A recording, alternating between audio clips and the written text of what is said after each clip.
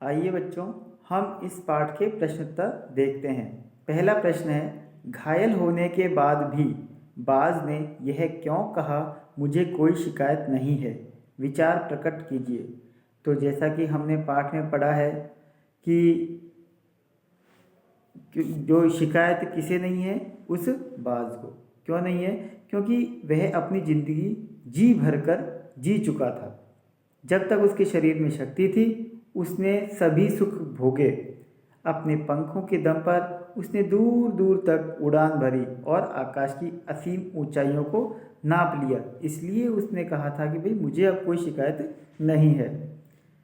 तो दूसरा प्रश्न हम देखते हैं, बाज जिंदगी भर आकाश में ही उड़ता रहा, फिर घायल होने के बाद भी वह उड़ना क्यों चाहता था? आप इसमें लिख सकते हैं बच्चों कि क्योंकि जो बाज था उसे आकाश की जो शून्यता थी उससे बहुत प्यार था।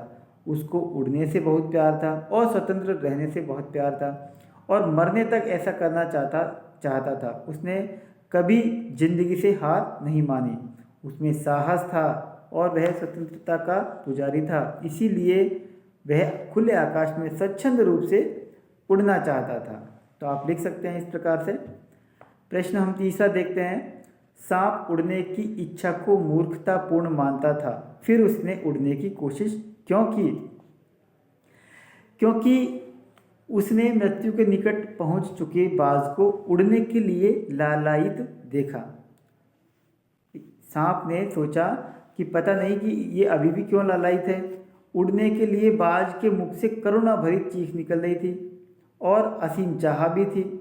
तो सांप ने भी सोचा कि एक बार आकाश की असीम शून्यता को पाने के लिए जो है पा लिया जाए, या वह उसके लिए लालायित हो उठा।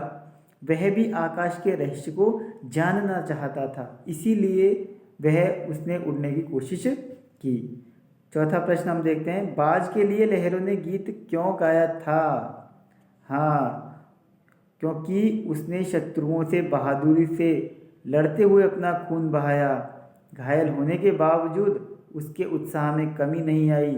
वह आकाश की ऊंचाइयां पाना चाहता था। बाज के साहस, वीरता और बहादुरी से प्रभावित होकर ही लहरों ने उसके लिए गीत गाया होगा। प्रश्न 5 देखते हैं, घायल बाज को देखकर सांप खुश क्यों हुआ होगा? अब आपको पता है कि बाज और सांप दोनों में दुश्मनी है, तो वह इसलिए घायल बाज उसका अहित नहीं कर सकता, इसलिए वह खुश हुआ है। अब उसे बाज से डरने की आवश्यकता नहीं थी। बाज शीघ्र मरने वाला था। अपने स्वाभाविक शत्रु को मरणासन्न देखकर वह खुश हो रहा था। क्यों? क्योंकि वह उसका शत्रु था और उसको कोई भी नुकसान नहीं पहुंचा पाएगा। इस प्रकार आप देख सकते हैं कि इन प्रश्नों के उत्तर आप लिख सकते हैं। धन्यवाद।